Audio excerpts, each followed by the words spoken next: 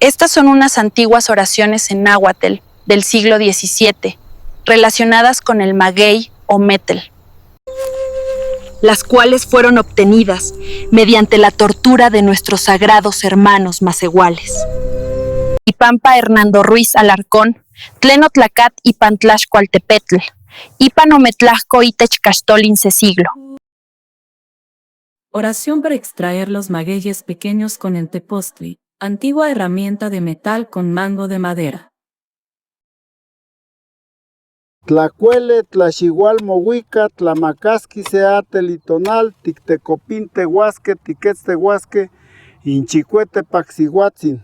Nictlalitiu campa cualcan, yecan, nitlaxpani oncan no contlalilis, oncan mehuititillas. Oración para trasplantar magueyes pequeños. Tlacueli xihual mohuica chicuete paxihuatzin. Canican, cualcan yecan, onimitz tlaxpani, nican timehuititillas. Otra oración para trasplantar magueyes pequeños. Tlaxihualhuia nonan tlaltecuhtli, cayemo magno contlalía y no hueltio, chicuete paxihuatzin.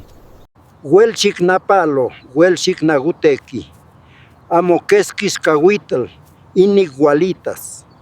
Casan macuilaman nigualitas, ichcoic paxinco nitlachillas. Oración para castrar el maguey una vez maduro.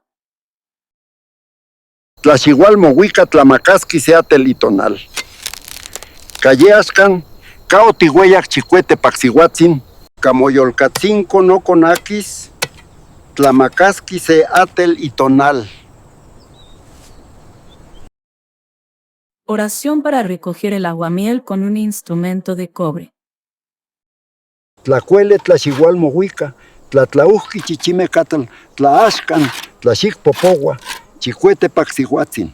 Iolocalco tinemis, ticmichcualtilis, calle achcan, tiquixayotis, tichoctis, tictlayocoltis, tiquitonaltis, tiquixmemeyalotis, inchicuete paxihuatzin.